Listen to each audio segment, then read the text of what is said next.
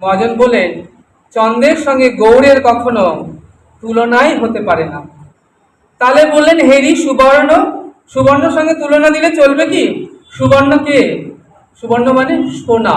এই জগতের সব থেকে সৌন্দর্য হলো সোনা। সোনা কিন্তু মা 1000 বছর যদি তুমি মাটির তলে রেখে দাও না, তবুও কখনো মরচে ধরে না সোনা, তার দামও কিছুটা কমে না। তাহলে বলেন সোনার সঙ্গে আমার গৌরচন্দ্রের যদি তুলনা হয় তাহলে কেমন হয়? ওনাগরি হেরি সুবর্ণ বলেন, তাহলে দি গৌড়ের সঙ্গে। বললেন হ্যাঁ, সোনা সোনা খুব উজ্জ্বল, এটা ঠিক, কিন্তু সোনা কঠিন।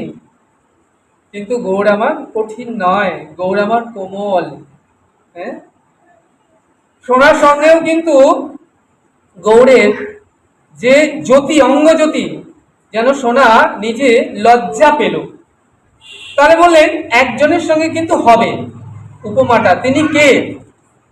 তা বলছেন তিনি গুণে সুরভি। সুরভি অর্থাৎ সুরভির কাছে যে যা চায় সে তাই পায়। গুণে সুরভি, গুণে দয়া গুণে কামধনু। কামধেনুর কাছে তোমরা যে যা চাইবে কামধেনু সঙ্গে সঙ্গে তাই সঙ্গে সঙ্গে দিয়ে দেয়, চাওয়া মাত্রই। তাহলে বলছেন কামধেনুর কাছে চাইতে হবে, তাহলে পাবে। সুরভি, সুরভির কাছে চাইতে হবে, পাবে, না চাইলে কেউ কিচ্ছু পাবে না। কিন্তু আমার গোরা না চাইতে দিল জগজনে, ভব বিরিঞ্চির বাঞ্ছিত ধন গোড়া জগতে আনিল ঢালি, কাঙালে খাইয়া কুড়াইয়া পাইয়া কি করে? নাচে আর বাজায় করতালি।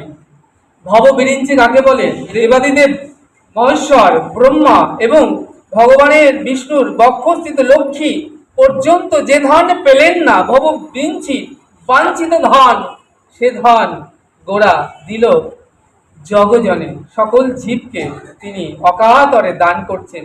গোড়া যেন গরজি দাতা,